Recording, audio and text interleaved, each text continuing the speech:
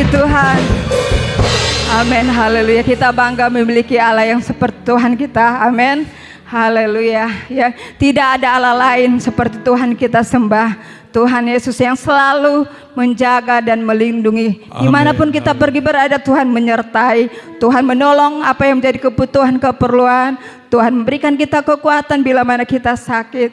Biarlah kita mau percaya sungguh-sungguh hanya kepada Tuhan. Karena hanya Yesus jalan kebenaran, memberikan kita kehidupan. Kita nyanyikan pujian ini dengan sorak-sorak. Saya undang kita bangkit berdiri, kita nyanyikan pujian ini. Yesus jalan kebenaran. Haleluya. Amin, haleluya. Amin, haleluya.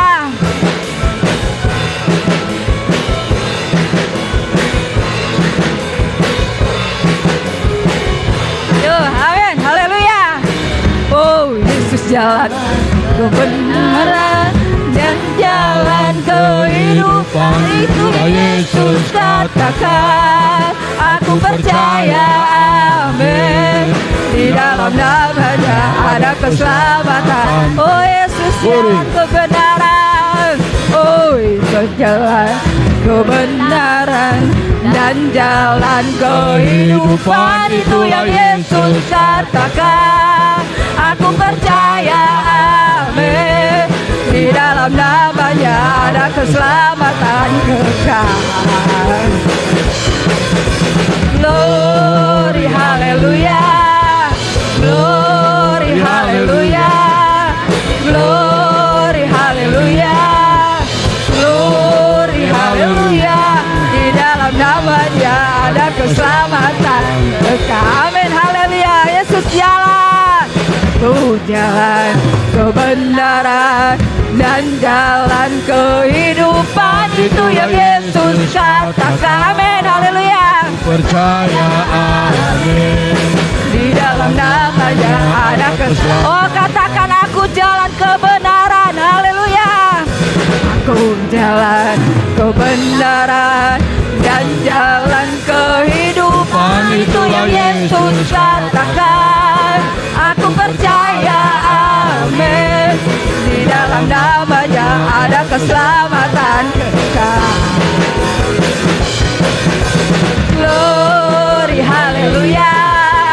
Glory, haleluya. Glory, haleluya. Glory, haleluya. Di dalam namanya ada keselamatan. Oh, katakan glory, haleluya. Glory, haleluya. Amin, haleluya. Glory, haleluya. Glory, haleluya. Glory, haleluya. Di dalam namanya ada keselamatan. Oh, di dalam namanya, di dalam namanya ada keselamatan. Di dalam namanya, di dalam namanya ada keselamatan kekal. Amin, haleluya. Beri kemuliaan buat Tuhan. Haleluya. Puji bagi nama Tuhan. Jadi Tuhan, silakan Bapak Ibu. Kita bersyukur pada saat ini kita ada di rumah Tuhan. Saya percaya ada kerinduan bagi kita untuk datang menyembah Tuhan. Kita tidak dapat membalas kasih Tuhan, kebaikan Tuhan yang luar biasa dalam kehidupan kita. Tapi biar kita tetap percaya kepada Tuhan. Tuhan, pimpin kami ya Bapa. Pimpin kami Tuhan, biar kami sesuai dengan kehendak-kehendak firman-Mu. Sebentar kami mau mendengarkan firman Tuhan. Biar kami mau menyembah Engkau, Allah yang baik, Allah yang luar biasa. Amin, haleluya Yesus. Amin, haleluya. Bila kau rasa gelisah di hatimu, bila kelang kabut tak menentu hidupmu, ingat masih ada seorang penolong bagimu. Yesus tak pernah jauh darimu.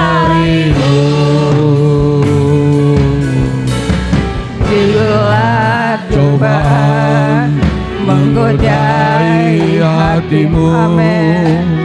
Bila sengsara menimpa keadaanmu, ingat Yesus takkan pernah jauh darimu. Dia selalu pedulikan kamu. Berseru memanggil namanya, berdoa Dia akan segera menghampiri dirimu. Percaya Dia tak jauh darimu. Dia hanya sejauh doa. Saya undang jemaat berdiri, kita nyanyikan pujian ini. Haleluya. Bila kau rasa gelisah di hatimu, amin, haleluya. Bila kelam kabut tak menentu hidupmu, ingat masih ada seorang penolong bagimu. Yesus tak pernah jauh darimu. Glory, amin. Bila cobaan menggodai amin, hatimu, haleluya. bila sengsara menimpa keadaanmu, ingat Yesus takkan pernah jauh darimu. Dia selalu pulihkan kamu. Glory, haleluya. Berseru memanggil namanya, berdoa Dia akan segera menghampiri dirimu. Percaya Dia tak jauh darimu. Dia hanya sejauh doa. Glory, haleluya.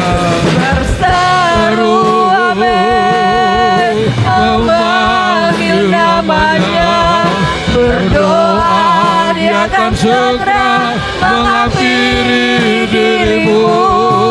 Percaya Dia tak jauh darimu. Dia hanya sejauh doa. Glory, amin. Berseru memanggil namanya, berdoa Dia akan segera menghampiri diri. Amin. Percaya Dia tak jauh darimu.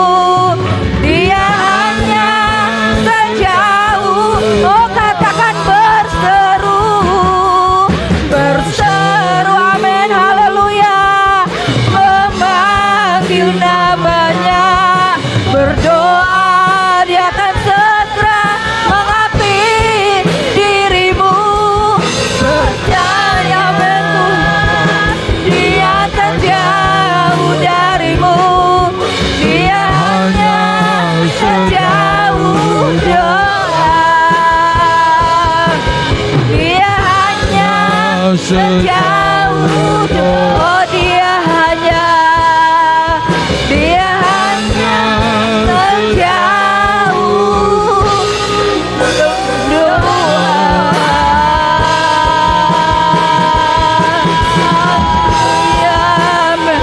Amin. Biar kita mau menyembah Dia, kita berseru, haleluya. Haleluya, Yesus, amin.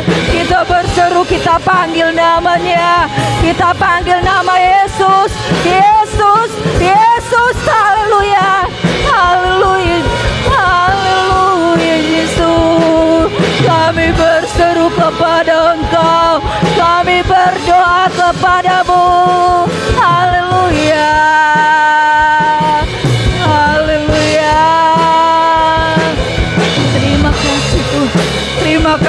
Yesus, Kau baik Tuhan.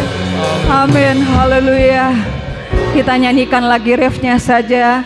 Dengan kasih Kristus, Ibu Sugiono pimpin doa firman Tuhan. Amin. Berseru memanggil namanya, berdoa Dia tak segera mengakhiri. Amin. Percaya Dia tak jauh darimu, Dia hanya sejauh. Oh, katakan berseru, berseru, amin.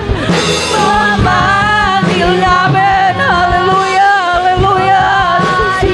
Kami berseru Tuhan, haleluya, Yesus. Dia tak jauh darimu, Dia hanya sejauh doa. Dia hanya sejauh doa. Dia hanya sejauh doa. Haleluya, haleluya, haleluya, haleluya, haleluya. Glory, glory, Engkau hanya sejauh. Bapa, haleluya, haleluya. Engkau baik, Bapa, Engkau baik, Engkau baik bagi hidup kami. Glory Bapa yang kami agung, dan kami muliakan Tuhan. Amin. Terima kasih Bapa. Haleluya. Segala puji dan Haleluya, syukur haleluya. dan hormat dan kemuliaan kami Amin, persembahkan hanya haleluya. kepadamu ya Bapa. Pagi yang indah ini Tuhan, kami boleh datang kembali ke hadapan hadirat-Mu yang kudus. Kami datang Tuhan menyembah Engkau, agungkan, tinggikan, muliakan Engkau ya Tuhan. Kami percaya Engkau ada dalam kehidupan Amin, kami ya haleluya. Tuhan. Engkau selalu hadir dalam hidup Glory, kami ya Tuhan. haleluya. Engkau selalu ada di dalam kehidupan kami Bapa. Kami boleh mengucap syukur Tuhan Amin. atas cinta dan kasih-Mu yang Glory, begitu indah dalam haleluya. kehidupan kami ya Bapa. Engkau akan memberi kami senantiasa hikmat dan kekuatan, kesehatan terus Bapa. Engkau akan menyertai langkah-langkah hidup kami oleh kasih dan kuasa kemuliaan daripada-Mu ya Bapa. Kami boleh mengucap syukur Tuhan. Syukur Bapa, Engkau kuatkan kami semua di tempat ini Tuhan. Oh Bapa, Engkaulah Allah yang begitu sempurna. Engkau Allah yang begitu baik dalam kehidupan kami. Berkati sidang jemaat di tempat ini Tuhan. Engkau kuatkan mereka yang sakit, Engkau sembuhkan yang lemah, Engkau kuatkan dalam kesusahan, Engkau hiburkan mereka ya Tuhan. Engkau akan memberikan mereka Tuhan hikmat dan kasih kemurahan daripada-Mu Bapa. Engkau berkati juga hamba-Mu yang sebentar akan membawakan firman-Mu, agar firman-Mu yang sebentar akan dibawakan oleh hamba-Mu boleh menjadikan berkat kekuatan bagi iman percaya kami kepada-Mu ya Tuhan. Kau juga berkati Tuhan baik tim musik Tuhan. Engkau urapi mereka baik singer, Engkau urapi dengan kasih dan kuasa kemuliaan daripada-Mu Tuhan. Engkau memberi kami senantiasa hikmat dan damai sukacita-Mu di dalam mengiring dan menyembah kepada-Mu ya Bapa. Engkau akan memberi kami kekuatan Tuhan, kekuatan dengan seisi rumah ibadah-Mu di tempat ini ya Bapa. Kami percaya Engkau baik adanya Tuhan. Tuhan Yesus, kami percaya Engkaulah Allah yang begitu patut disembah dan diagungkan tinggi. Engkaulah Raja kami yang kudus dan luar biasa Tuhan. Kami tidak pernah akan meninggalkan Engkau Tuhan. Engkau juga Tuhan tidak pernah akan meninggalkan kami. Kami percaya Engkau baik dan Engkau sungguh baik dan sangat baik dalam hidup kami semuanya Bapa. Kami serahkan segenap kehidupan kami tubuh jiwa raga roh kami Bapa hanya di dalam nama Tuhan Yesus Kristus. Haleluya, haleluya. Amin.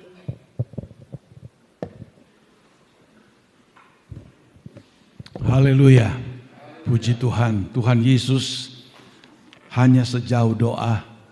Kalau kita kuat berdoa, kita akan selalu melihat campur tangan Tuhan di dalam kehidupan saya dan saudara.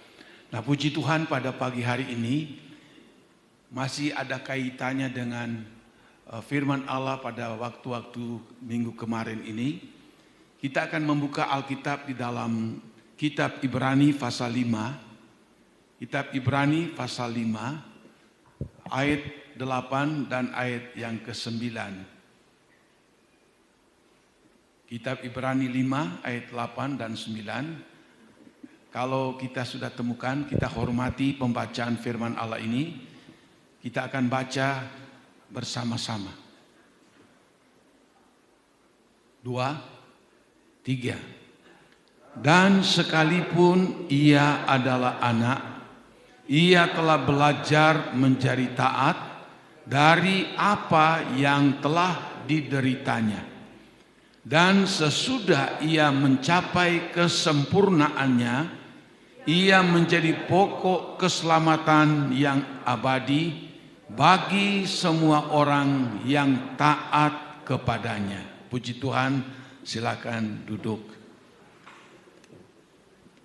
Saya sudah sering kali membaca ayat ini dan merenungkan ayat ini, dan makin dibaca, pimpinan Tuhan Roh Kudus makin memberikan hikmat, pengertian untuk bisa membawa kita lebih memahami apa arti penderitaan dan pengorbanan dari Tuhan Yesus Kristus.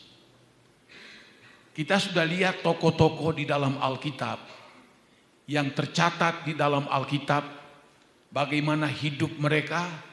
Mereka tidak hidup dalam kesenangan terus-menerus, tapi mereka melewati proses kesukaran dan penderitaan. Kita sudah ikuti, yaitu Ayub, yaitu Daud, Yusuf. Kita sudah ikuti lagi bagaimanakah Rasul Paulus yang kita sudah lihat kemarin ini. Dengan kata lain, bahwa hidup manusia itu tidak lepas dari kesukaran dan penderitaan. Nah, jadi kalau kita memahami ini, maka kita akan tahu apa yang terjadi dalam hidup ini bukanlah sesuatu yang membuat kita kecewa. Nah, kalau kita lihat, bahkan di dalam Ayub 7 ayat 1, di situ firman Allah sudah mengatakan, manusia yang terlahir di muka bumi ini itu penuh dengan pergumulan. Memang sudah menjadi seperti itu. Karena dosa manusia, yaitu manusia mengalami kesukaran penderitaan dalam hidup. Tadinya manusia itu diciptakan oleh Allah untuk hidup tenang, senang, indah, menikmati kemuliaan Allah, bersekutu dengan Allah. Mereka akan terus menikmati pertolongan pembelaan Allah. Mereka hidup sebagai manusia yang begitu sempurna di hadapan Tuhan. Tetapi kita sudah tahu, oleh sebab mereka tidak taat kepada firman Allah, terbujuk rayu oleh iblis, lalu mereka dihukum oleh Tuhan. Dosa yang menguasai manusia pertama itu yang mencelakakan sampai kepada kita sebagai turunan Adam dan Hawa. Tetapi kenapa Tuhan itu begitu peduli dengan manusia? Ada banyak ciptaan Tuhan yang lain yang mungkin jauh lebih besar daripada manusia. Tuhan ciptakan matahari, bulan, bintang, ciptakan cakrawala, ciptakan langit, ciptakan bumi, dan semua yang ada di dalam dunia ini. Tapi Tuhan tidak begitu memperhatikan apa yang telah diciptakan itu melebihi daripada manusia. Apa sebabnya? Karena Allah sebelum menciptakan manusia, maka Allah lebih dulu mengetahui bagaimana yang akan Dia ciptakan itu. Akan seperti apakah manusia yang Dia ciptakan itu. Dia tidak suruh malaikat Allah yang hebat, mungkin ahli ini dan lain sebagainya untuk membuat manusia. Tidak. Alkitab mencatat bahwa Allah membuat manusia itu menurut gambarnya, menurut rupa daripada Allah. Ini keistimewaan manusia. Dia tidak jadikan menurut rupa gajah, menurut rupa binatang-binatang yang lain atau ciptaan yang lain. Tetapi Allah ciptakan manusia menurut rupa Allah, menurut gambar daripada Allah diciptakannya manusia itu. Lalu manusia yang diciptakannya itu dari debu tanah dibuat seperti patung. Dan ini yang luar biasa. Nafas dari Allah sendiri dihembuskannya kepada patung itu. Jadilah dia manusia yang hidup. Nafas yang dihembuskan Allah ke lubang hidung patung itu membuat manusia itu hidup. Ini bukan bicara soal hidup biasa, bisa lega bernapas, bukan itu. Tetapi nafas Allah, Alkitab mengatakan itu juga adalah bicara tentang roh daripada Allah. Roh Allah itu adalah sifatnya kekal. Allah Tritunggal, Allah Bapa, Allah Anak dan Roh Kudus. Manusia itu memiliki roh daripada Allah yang membuat manusia itu istimewanya luar biasa. Sebab ada sesuatu yang dari Allah yang ada di dalam hidup manusia itu, yaitu roh Allah. Tuhan Yesus berkata begini dalam Yohanes 6. Rohlah yang memberi hidup, tetapi daging atau tubuh ini tidak berguna. Roh yang Allah berikan kepada manusia ini, yang membuat kita hidup. Daging itu, tubuh ini hanya pelengkap saja. Dan itulah kenapa Allah itu sangat peduli kepada ciptaannya yang namanya manusia itu. Sehingga pada waktu manusia itu jatuh di dalam dosa, apakah Tuhan tinggal diam? Oh, nanti aku bikin lagi. Tidak. Waktu dia ciptakan, dia lihat itu, Alkitab katakan baik adanya. Hanya baik kata Tuhan, tapi manusia itu sendiri yang merusaknya. Allah sedih. Manusia ciptaannya yang mulia itu, yang ada unsur ilahi di dalam dia, lebih tunduk kepada iblis daripada tunduk kepada Allah. Karena Tuhan tahu, karena manusia memiliki kehidupan ilahi, nanti bagaimana nanti mereka. Allah tahu nanti kemana mereka. Mereka akan binasa. Maut, alam maut menanti. Kebinasaan kekal akan menanti.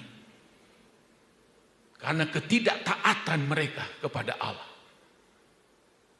Maka Tuhan itu langsung mengadakan suatu rencana keselamatan bagi manusia. Dia tidak suruh malaikat Gabriel. Dia tidak suruh malaikat Mikael. Dia tidak suruh malaikat istimewanya untuk turun, tidak. Sebab yang ada di dalam hidup manusia itu memiliki kekekalan. Siapapun ciptaan manusia yang akan menolong manusia tidak akan berhasil. Orang yang akan datang untuk menolong manusia, melepaskan manusia dari genggaman iblis, dia harus datang dengan memiliki unsur ilahi yang ada di dalamnya. Dan tidak ada yang lain selain Tuhan Yesus Kristus yang dia sebut sebagai anak yang dia kasihi. Tidak malaikat, tidak siapapun. Saya ingin sampaikan kebenaran ini supaya kita mengerti bagaimana kita hidup ini, bagaimana kita menerima keselamatan. Bukan cuma-cuma, bukan asal-asalan. Tuhan selamatkan kita. Bukan hanya selamatkan kita 50%, 75%, 80%, 90%. Dia selamatkan kita dengan tujuannya yang mulia, supaya betul-betul kita memiliki keselamatan yang Allah sediakan untuk saya dan saudara. Tapi resikonya juga bahwa Tuhan harus mempersembahkan nyawanya. Bukan 50%, bukan 75, 80, 90%. Tuhan juga harus menyerahkan nyawanya melalui proses sengsara, melalui proses penderitaan, melalui proses siksaan yang begitu luar biasa. Supaya manusia itu bisa dijangkau, manusia itu bisa diselamatkan. Kita baca Ibrani 5 ayatnya yang ke-8, sekalipun dia adalah anak, dia adalah Allah, ia telah belajar menjadi taat dari apa yang telah dideritanya. Dia tidak mundur dari apa yang dia derita. Dia tidak berhenti di jalan dari apa yang dia alami, penderitaan yang luar biasa. Tapi tuntas dia lakukan itu. Dikatakan dalam ayat 9, dan sesudah ia mencapai kesempurnaannya. Apa itu? Kok Allah itu kan sempurna? Yesus kan itu tidak berbuat salah, dia sempurna. Tapi apa ayat ini mengatakan? Sesudah ia mencapai kesempurnaannya. Nah, ini yang seringkali banyak orang tidak paham. Orang tidak mengerti.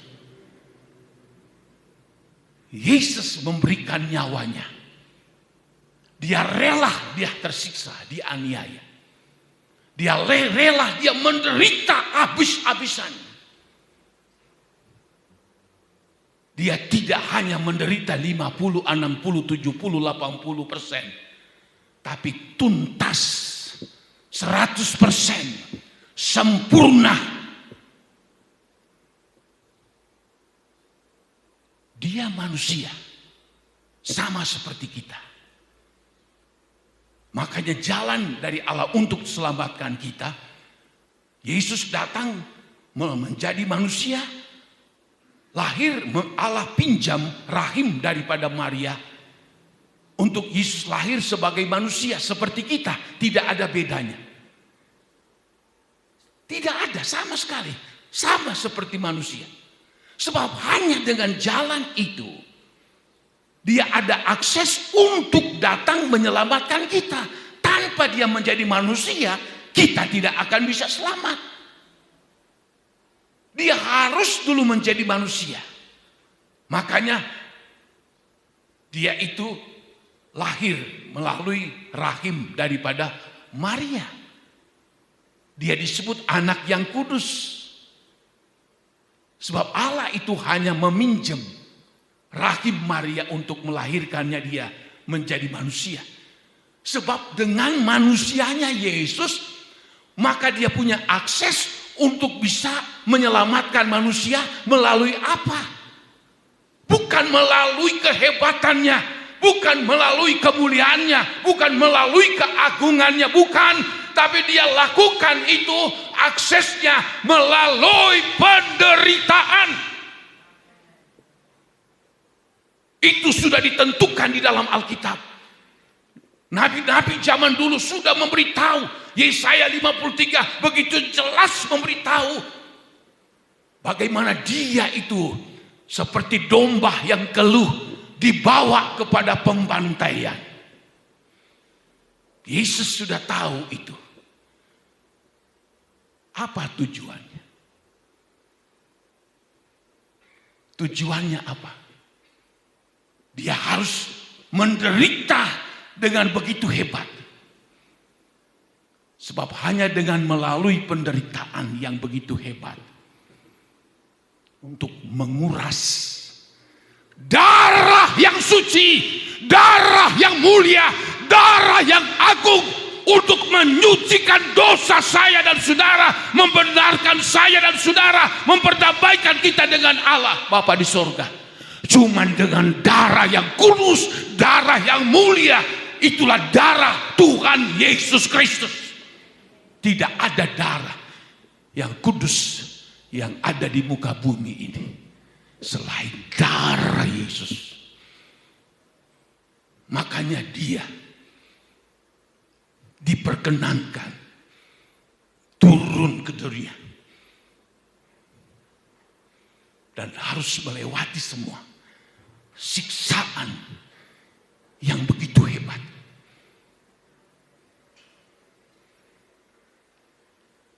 Saya ingin sampaikan ini. Sebab kalau kita tidak tahu bagaimanakah pengorbanan Tuhan Yesus, bagaimanakah penderitaan Tuhan Yesus, bagaimanakah dia berjuang begitu hebat untuk menyelamatkan saya dan saudara, sampai tubuhnya hancur begitu rupa. Kalau kita tahu apa penderitaan Tuhan, apa pengorbanannya, dia harus mati di kayu salib, darahnya tertumpah semuanya. Kalau kita tahu, mengerti kenapa semua pengorbanan, kenapa semua penderitaannya yang begitu hebat itu. Kalau kita tahu itu, tanpa kita disuruh, kita akan berkata, Tuhan, saya mengasihi Engkau lebih dari segala-galanya. Kalau kita paham, mengerti betul arti penderitaan, kesukaran, kesulitan, aniaya, siksaan Tuhan sampai mati di Golgota, tanpa disuruh kita akan berkata, Tuhan, apapun itu, aku akan taat, aku akan setia, aku akan lakukan semua perintah-perintah-Mu Tuhan.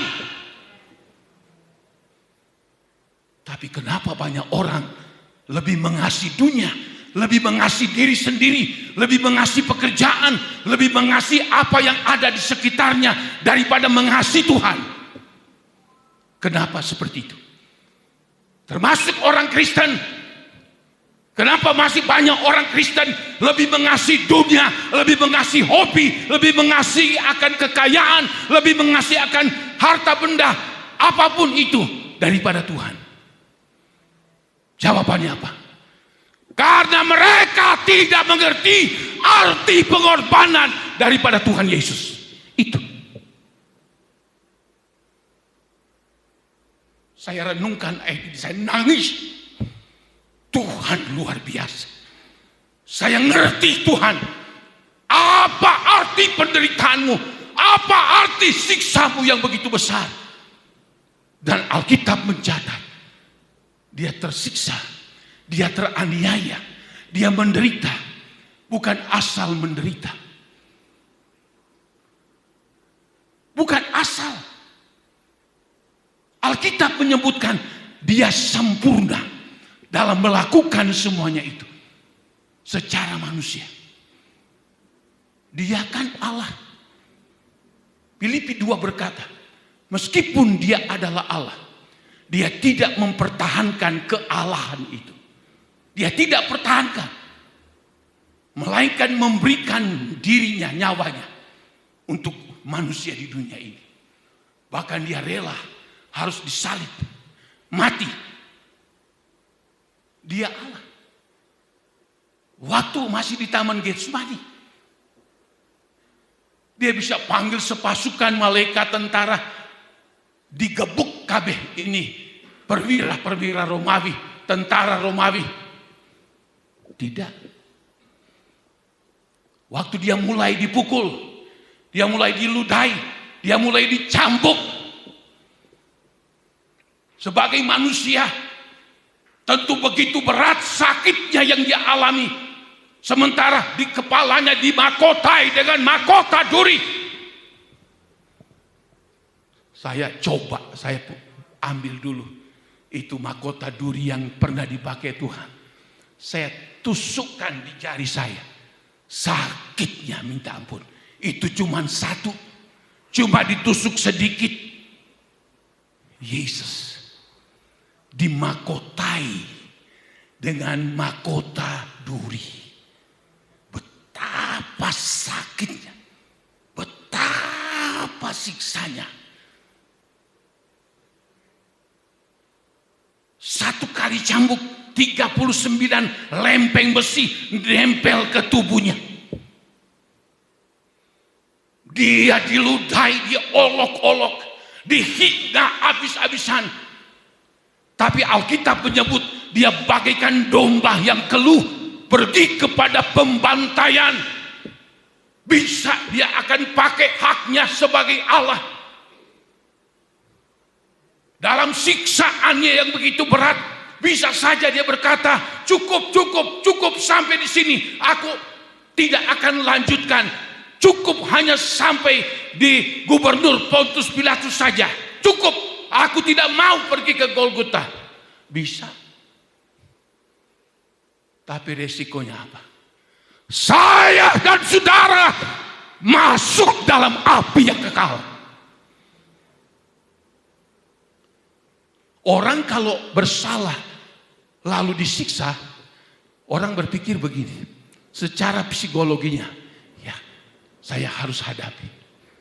Karena saya memang sudah berdosa, saya orang jahat. Yesus tidak berbuat salah, berbuat dosa. Dihajar begitu rupa, disiksa begitu rupa. Disuruh memikul salib yang begitu berat. Kalau saja saya ingin gambarkan, saudara. Waktu Tuhan Yesus menjelang besoknya, dia ditentukan untuk berjuang, disiksa habis-habisan, lalu dibawa ke Golgota. Malam itu dia berdoa di Taman Getsemani. Dalam Injil Lukas disebutkan, dia berdoa dengan begitu luar biasa. Sampai keringatnya menetes ke bumi, bercampur dengan darah. Saya membaca di dalam seorang ahli dia mengatakan, kalau seorang itu sampai mengalami stres yang begitu hebat, itu bisa membuat pembuluh darahnya bisa pecah, lalu akan mengeluarkan darah. Lalu dia katakan, kemungkinan besar ini seorang ahli, Tuhan Yesus di Taman Getsemani, setelah dia tahu saatnya dia akan alami semua penganiayaan, siksaan itu, dia 3 kali berdoa, Bapa, kalau boleh cawan sengsara ini dijauhkan daripadaku. 3 kali. Tuhan tidak jawab. Allah Bapa tidak jawab. Tuhan akhiri selalu dengan doa. Tapi biarlah bukan kehendakku, tapi biar kehendakmu yang terjadi. Alkitab berkata di dalam kitab Lukas, dia begitu takut secara manusia. Sampai malaikat perlu turun untuk memberikan kekuatan kepada dia. Apa yang dia derita? Mentalnya. Mentalnya dari Tuhan. Diuji habis-habisan. Sampai dia begitu takut. Dia bisa membayangkan apa yang tertulis dalam Yesaya 53. Dalam kitab-kitab yang lain juga. Bagaimana itu semua dia akan hadapi besok ini. Begitu takut. Peluhnya menjadi seperti darah. Mentalnya. Bukan sekedar diuji. Tapi ditekan habis-habisan. Dia sangat-sangat tertekan.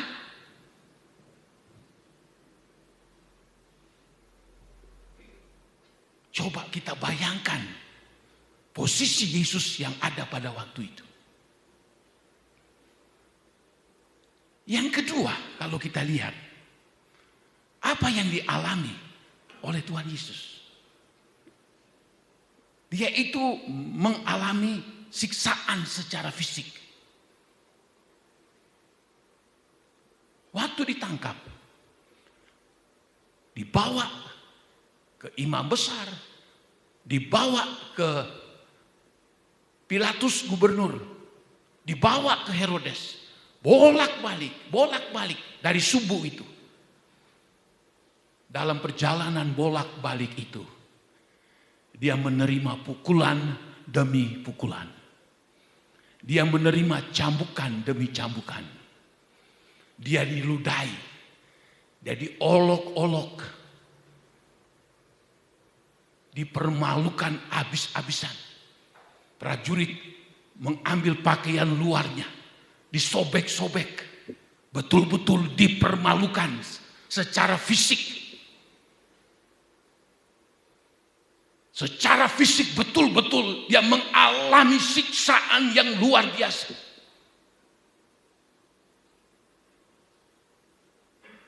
Sampai terakhir di Pilatus.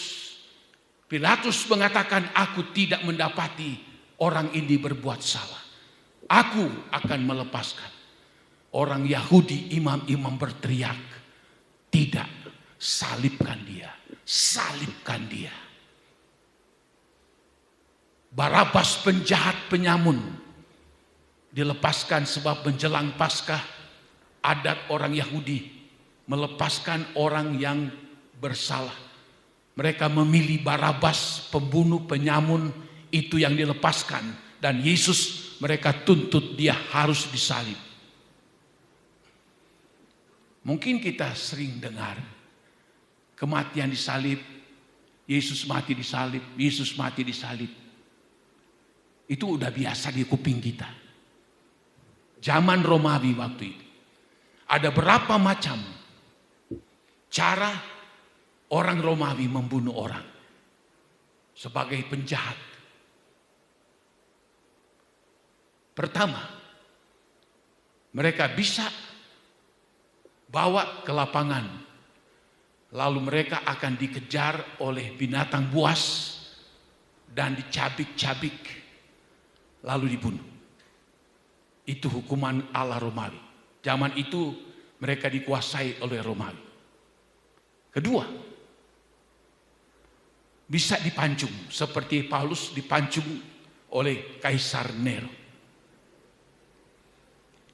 Yang ketiga, hukuman mati bagi orang yang dianggap sangat jahat.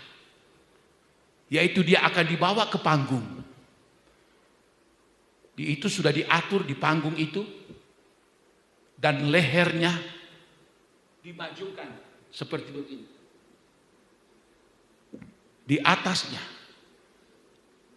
ada besi yang begitu berat dan sangat tajam. Kalau itu dilepaskan, dia akan turun pas di leher.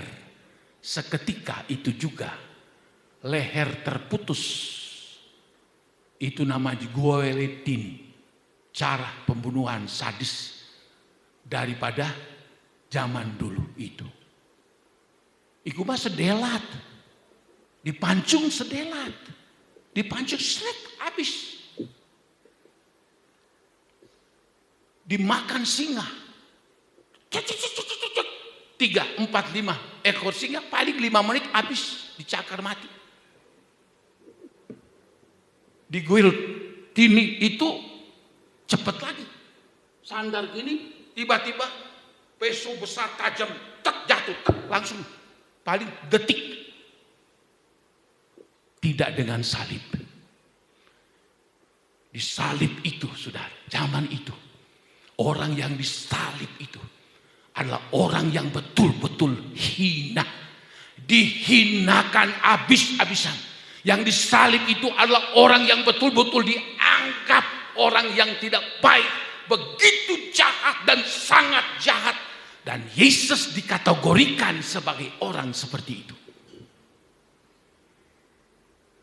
Matinya disalib tidak seperti dipancung, tidak seperti digoltini, tidak seperti dimakan binatang buas, tapi mati disalib. Dia diangkat, ditaruh, perlahan-lahan mati. Yesus diangkat disalib. Tangan kirinya dipaku, kanan dipaku, kaki dipaku.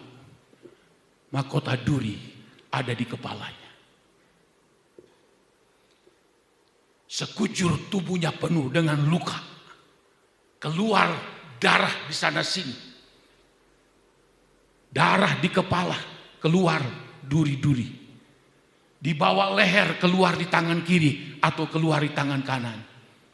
Yang dari lengan sampai ke bawah, dipaku kakinya, darahnya mengalir di bawah, paling bawah kaki. Kok bisa begitu? Secara manusia sadis, luar biasa.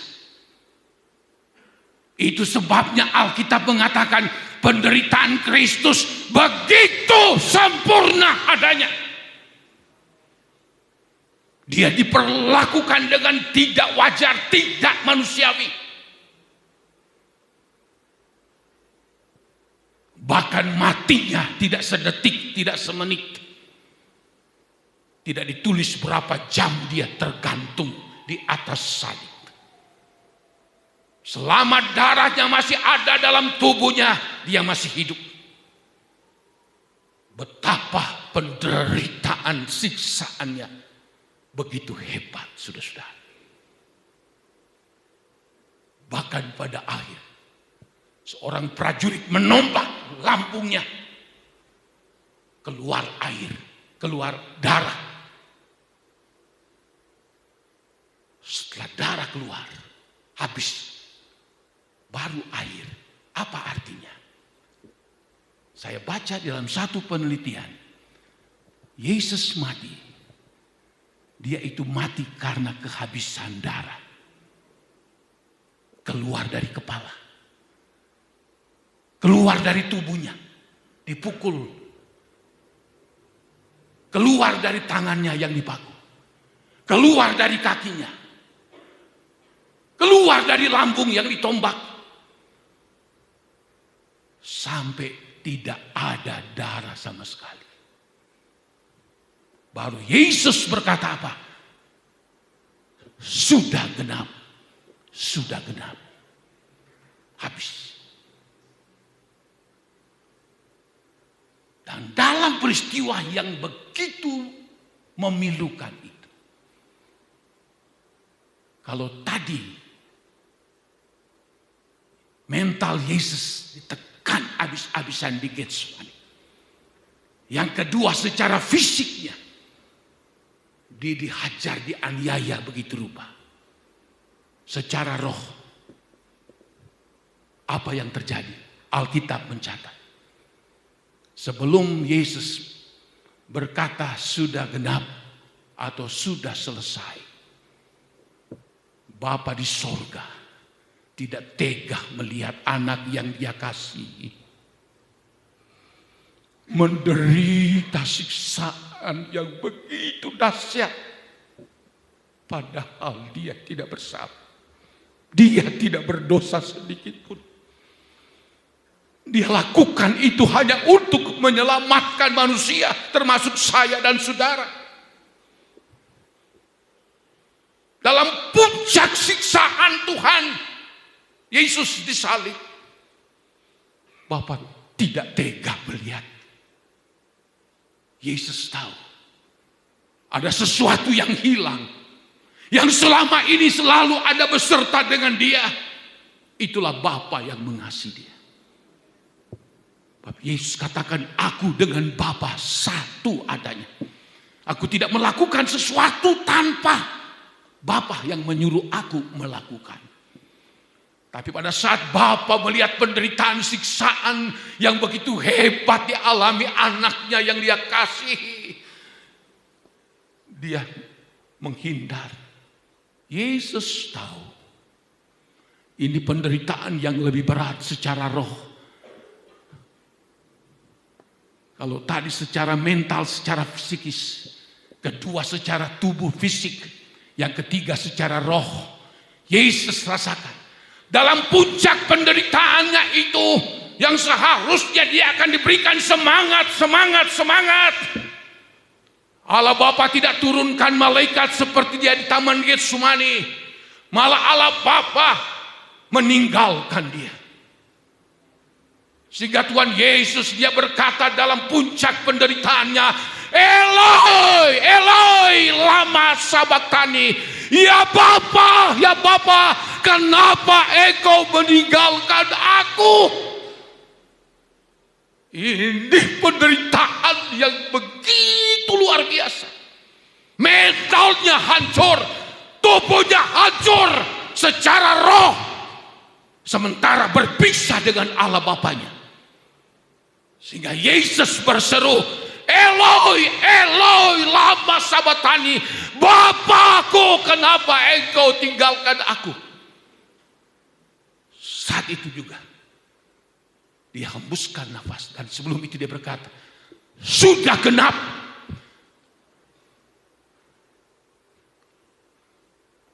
Apa arti?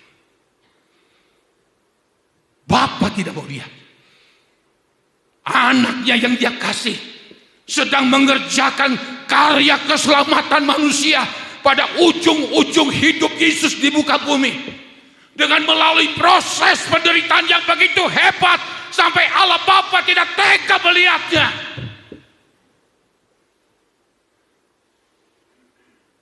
Tapi Yesus setelah dia lakukan semua itu dengan tidak bersungut,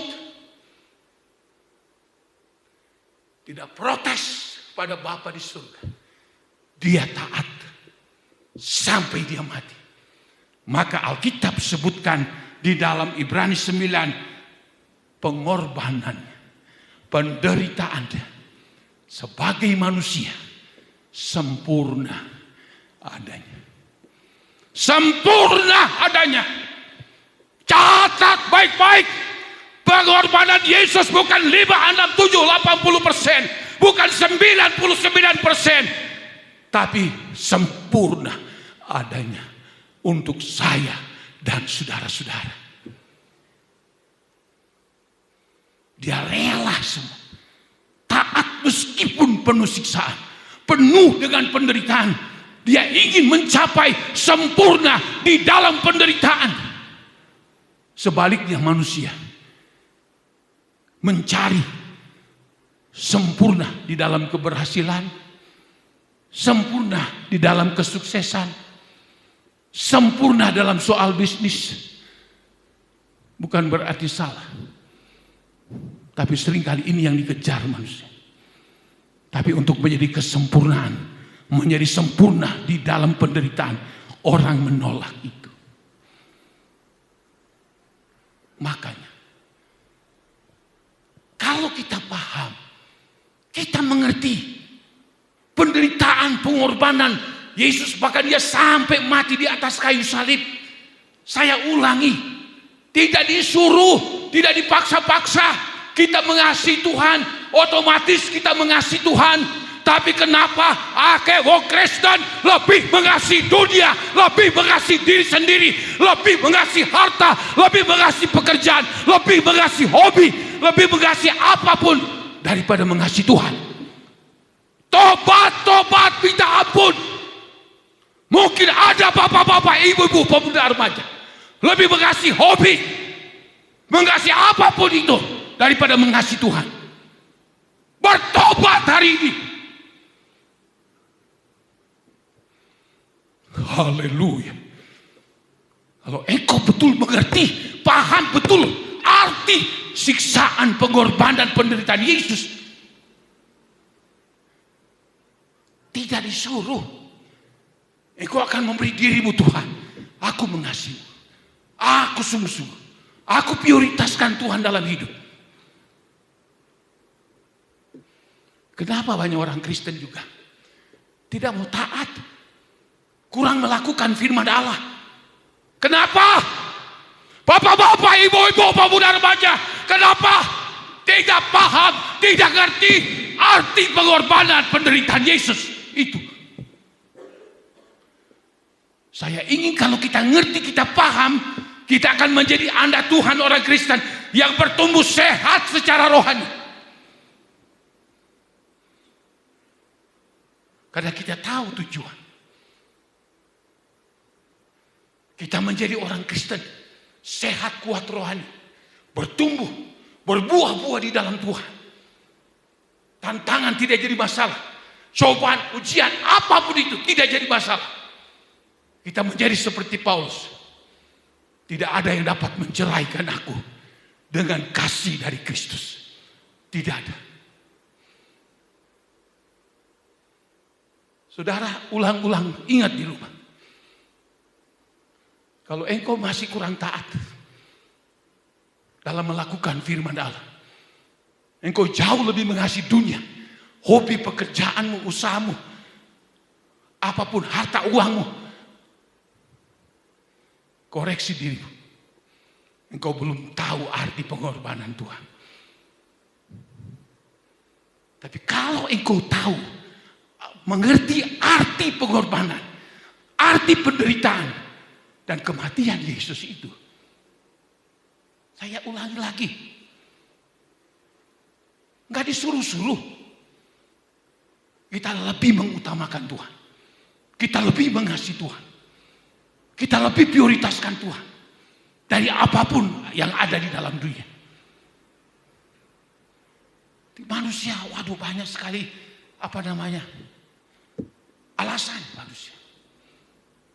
Yang dipersoalkan, yang jadi alasan, itu tidak akan membawa kepada keselamatan. Mungkin hanya untuk memuaskan keinginan mata, keinginan daging, dan keangkuhan hidup. Itu yang jadi prioritas.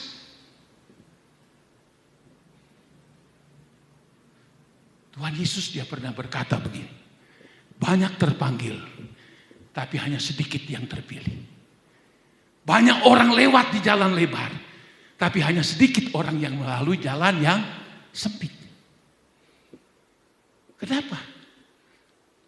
Tidak mau taat, tunduk dalam melakukan kehendak Allah. Yesus berkata apa? Jikalau betul kamu mengasihi aku, turutilah segala perintah-perintahku. Yohanes 14 ayat 15, saudara baca di rumah. Saya ulangi, kenapa banyak orang Kristen mengatakan mengasihi Tuhan hanya di bibir, di mulut, dan buktinya dia sulit melakukan kehendak Allah. Sedangkan Yesus katakan, kalau betul engkau mengasihi aku, turutilah perintah-perintahku. Kenapa banyak orang termasuk orang Kristen sulit melakukan firman Allah? Jawabannya, tidak memahami pengorbanan, penderitaan, dan kematian Yesus untuk dia, untuk saya, dan saudara-saudara. Kalau kita mengerti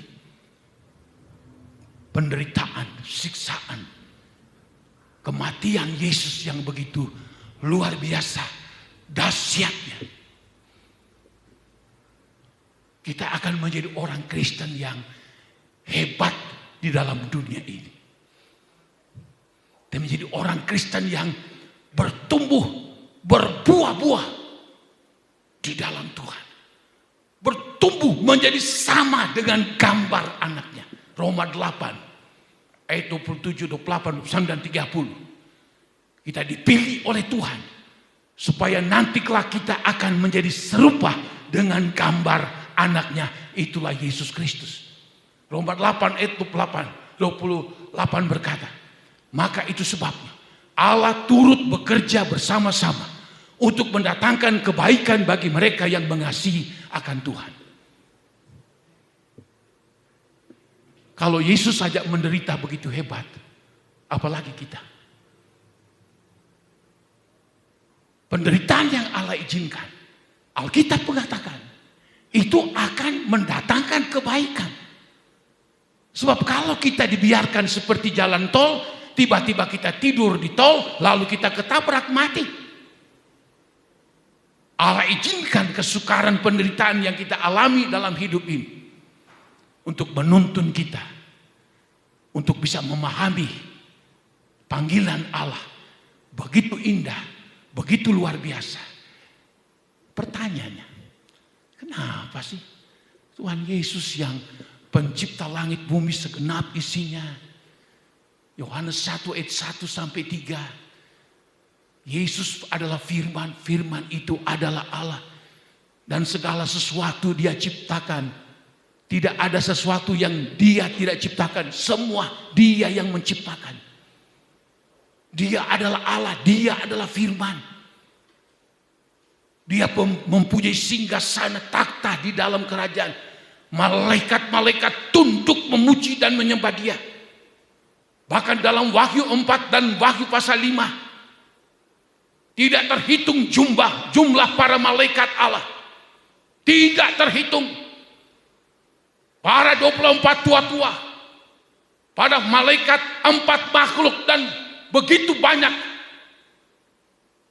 malaikat tak terkatakan. Waktu mereka melihat anak domba Allah itu, Yesus muncul. Saudara baca di rumah. 24 tua-tua, 4 makhluk. Begitu banyak sekali malaikat Allah tersungkur menyembah Dia. 24 tua-tua punya mahkota. Mereka lemparkan mahkota itu, tidak layak pakai mahkota. Waktu mereka lihat anak domba Allah, itulah Yesus Kristus yang sudah datang ke dalam dunia, selamatkan manusia. Lihatlah, Dia itu hidup, lihatlah Dia berkuasa. Mereka mengatakan malu memakai mahkota. Mereka lemparkan. Melihat Yesus sebagai anak domba Paskah itu, begitu agung dan mulialah Tuhan kita Yesus Kristus.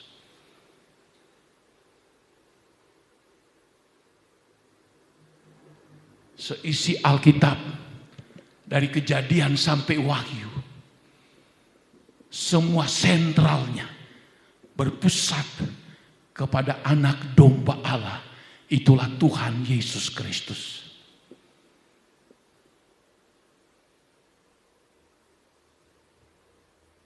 Yesus yang mulia, agung, jadi manusia. Selama 3,5 tahun Dia ada melayani. Dari Dia melayani pun, oh begitu banyak hinaan, begitu banyak olokan. Berapa kali Dia mau dibunuh, pernah mau dimasukkan ke dalam jurang, padahal Dia berbuat baik. Dia sebagai manusia, sama seperti saya dan saudara, atas takdir dari Yang Kuasa, Dia harus masuk di dalam kesukaran, penderitaan, aniaya, kematian. Hanya untuk apa? Darahnya yang mulia, darahnya yang kudus, semua keluar dari dalam tubuhnya. Sebab iblis tahu, kalau masih ada semangkok darah dalam tubuh Yesus, durung sempurna. Belum sempurna. Orang katakan, para dokter, tubuh manusia itu punya darah 4-5 liter atau kurang lebih seperti itu. Masih ada semangkok, belum tuntas, belum sempurna. Meskipun tubuhnya hancur. Dan Alkitab membuktikan, seorang prajurit menombak lambung, keluar darah. Mungkin lambungnya itu pas kena di hati barangkali. Masih ada darah di situ, keluar. Bagian kaki ke bawah, wis entok. Bagian kepala habis, leher sampai lengan, wis entok. Lambung, seret, keluar darah. Dan akhirnya keluar air. Artinya sudah keluar semua. Darah Yesus Kristus. Melalui penganiayaan. Melalui penderitaan. Melalui siksaan. Yang begitu hebat. Sempurna. Makanya kitab Ibrani mengatakan. Di dalam Ibrani. Bahwa ia mencapai kesempurnaannya. Menjadi pokok keselamatan yang abadi bagi semua orang yang taat kepadanya. Atau dia menjadi sumber keselamatan bagi semua orang yang taat kepada dia. Tanpa Yesus tidak ada keselamatan. Oleh sebab dia melewati penderitaan aniaya yang begitu dahsyat. Darahnya tertumpah. Menjadi sempurna pengorbanannya itu. Karena tidak ada lagi darah sedikit pun. Dan itu sebab dikatakan.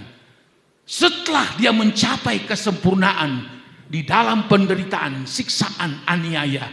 Sampai darahnya tumpah semuanya. Maka disebutkan. Dia menjadi sempurna. Di dalam penderitaannya. Dalam siksaannya. Tidak 80-90. Tidak 99%. Sempurna 100%. Itu sebabnya. Dia menjadi sumber keselamatan. Di dalam Alkitab berkata. Tidak ada nama lain di bawah kolong langit ini. Yang di dalamnya manusia beroleh selamat. Cuma ada di dalam nama Tuhan Yesus Kristus. Dialah sumber keselamatan saya dan saudara-saudara. Tidak ada yang lain. Tidak ada agama. Tidak ada nabi yang dapat menyelamatkan. Tidak ada. Nabi boleh banyak. Guru, rasul boleh banyak. Tapi hanya ada satu juru selamat. Itulah Tuhan Yesus Kristus. Haleluya. Kenapa? Dia sempurna dalam penderitaan. Demi untuk keselamatan saya dan saudara. Renungkan baik-baik ini saudara. Saya rindu, saya menghimbau, dan saya berdoa. Kalau engkau betul-betul memahami penderitaan, siksaan, aniaya, kematian Yesus ini. Engkau menjadi manusia rohani yang lain. Engkau menjadi mengasihi Tuhan tanpa dipaksa, tanpa disuruh. Engkau akan melakukan perintah Allah dan taat melakukan perintah Allah tanpa disuruh. Karena apapun yang kita miliki, harta kekayaan tubuh ini tidak dapat membalas kebaikan Tuhan. Manusia kita tidak bisa menyelamatkan kita. Yesus pernah berkata, buat apa engkau punya seluruh isi dunia tetapi jiwamu binasa? Yesus juru selamat. Makanya kalau engkau tidak mengasihi dia, engkau tidak taat kepada perintah-perintahnya, engkau rugi. Rugi.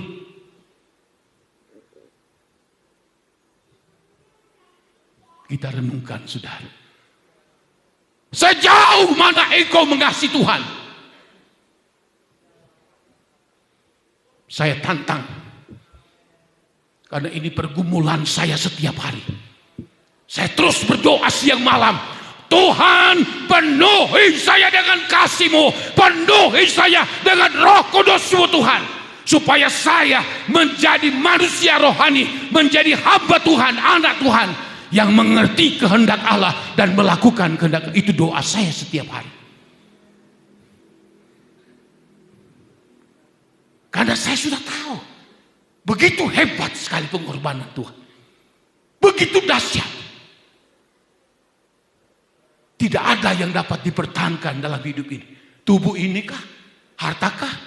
Kekayaankah? Tidak ada lagi.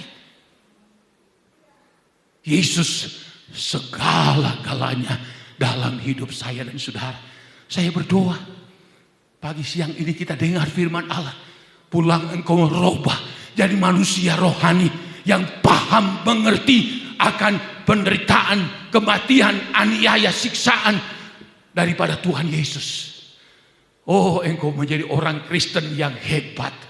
Engkau menjadi orang Kristen yang bertumbuh sehat secara rohani. Dan engkau akan berkata, puji Tuhan, aku diselamatkan oleh karena Kristus. Dan nanti kelak aku mati sekalipun, aku diterima di sisinya, di dalam sorga yang kekal sampai selamanya. Tuhan memberkati. Kita masuk di dalam doa. Haleluya. Sekalipun aku dalam lembah gelap, ku tak takut sebab kau besertaku. Sekalipun badai topan datang menerjang, ku tak gentar sebab kau di sisiku.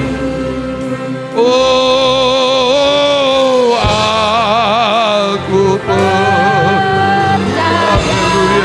Amin. Berkat-Mu atasku melimpah, kebajikan kemurahan selalu mengikutiku. Ku puji, ku sembah, sekalipun aku dalam lembah. Amin. Oh, sekalipun aku dalam lembah, oh amin, ku tak takut sebab kau besertaku. Haleluya. Sekalipun topan datang menerpa, ku tak gentar sebab kau. Oh, aku percaya firman-Mu Tuhan. Oh, aku percaya berkat-Mu atasku melimpah, kebajikan kemurahan selalu mengikutiku. Ku puji, ku sembah Kau Tuhan. Kebajikan kemurahan, kebajikan kemurahan selalu mengikutiku. Ku puji, ku sembah Kau Tuhan. Oh, ku puji, ku sembah Kau Tuhan. Ku puji, ku sembah Kau Tuhan. Haleluya. Kami puji, kami sembah Engkau. Haleluya. Haleluya. Haleluya. Oh ya basak. Hallelujah.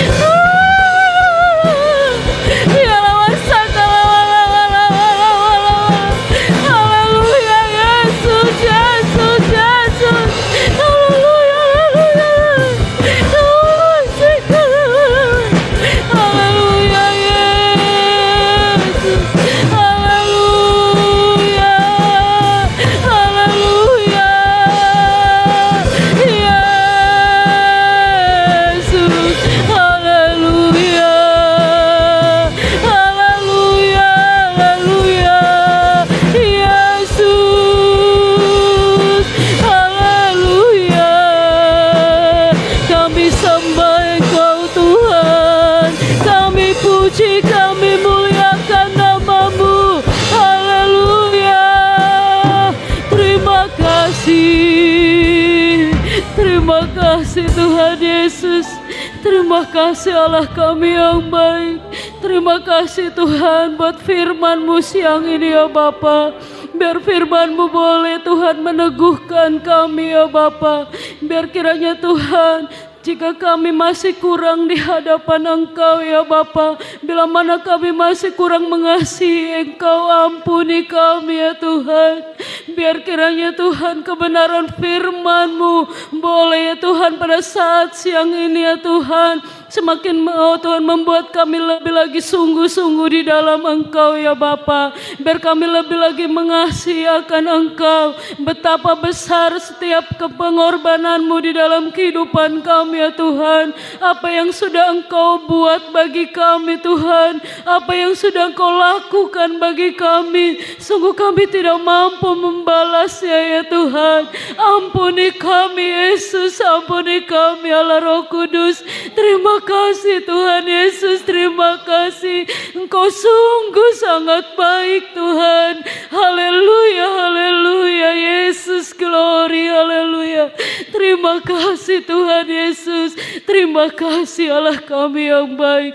Kami menyadari Tuhan, betapa Tuhan Engkau sangat mengasihi akan kami ya Bapa, sehingga Engkau menyelamatkan hidup kami ya Bapa. Kami orang yang berdosa Tuhan, Kau yang sudah mengampuni kami, Kau yang sudah mengangkat kami untuk menjadi anak-Mu ya Bapa. Terima kasih Tuhan Yesus, terima kasih Allah Roh Kudus. Berikan kepada kami ya Tuhan roh pengertian ya Bapa, untuk kami boleh ya Tuhan berjalan di atas kebenaran firman-Mu. Terima kasih Tuhan, berkati hamba-Mu ya Bapa. Kau Tuhan pakai hamba-Mu lebih lagi, heran ya Tuhan, Kau pakai hamba-Mu, berikan hikmat, kekuatan dan kesehatan daripada-Mu ya Bapa, sehingga ya Tuhan boleh setiap kebenaran firman-Mu yang disampaikan menguatkan seluruh kami sidang jemaat-Mu yang ada. Berkati hamba-Mu, berkati kami yang sudah mendengar. Sebentar kami juga membawa korban persembahan.